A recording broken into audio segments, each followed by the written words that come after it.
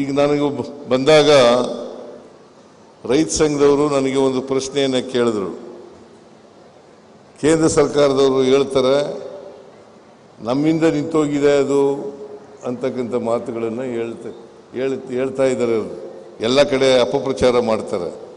ನಿಜವಾಗಿ ನಿಂತಿರ್ತಕ್ಕಂಥದ್ದು ಭಾರತೀಯ ಜನತಾ ಪಕ್ಷದ ಕೇಂದ್ರ ಸರ್ಕಾರದ ವತಿಯಿಂದ. ನಮ್ಮ ನೀವೆಲ್ಲರೂ ಕೂಡ ಇಲ್ಲಿದ್ದೀರಿ, ದಯಮಾಡಿ ತಿಳ್ಕೋಬೇಕು. ಕಳಸ ಬಂಡೂರಿ ಸುಪ್ರೀಂ ಕೋರ್ಟ್ನಲ್ಲಿ ಆದೇಶ ಕೊಟ್ಟು 2018ರಲ್ಲಿ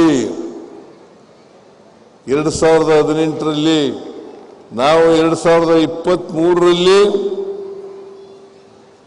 ಈ ಪ್ರಾಜೆಕ್ಟ್ಗಳಿಗೆ ಕಳಸ ತಿರುವು ಯೋಜನೆ, ಬಂಡೂರಿ ತಿರುವು ಯೋಜನೆ ಇದಕ್ಕೆ 1100 ಕೋಟಿ ರೂಪಾಯಿಗಳ ಅಂದಾಜಿನ ಯೋಜನೆಯನ್ನು ತಯಾರು ಮಾಡಿ ಟೆಂಡರ್ ಕರೆದು ಏಜೆನ್ಸಿ ಕೂಡ ಫಿಕ್ಸ್ ಮಾಡಿದ್ದೇವೆ.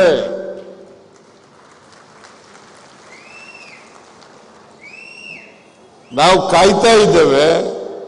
ಕೇಂದ್ರ ಸರ್ಕಾರದ ಅರಣ್ಯ ಇಲಾಖೆಯಿಂದ ಅನುಮತಿ ದೊರೆತ ತಕ್ಷಣವೇ ನಾಳೆ ಕೊಟ್ಟರೆ ನಾಳಿದ್ದೇ ಕೆಲಸ ಪ್ರಾರಂಭ ಮಾಡ್ತೇವೆ.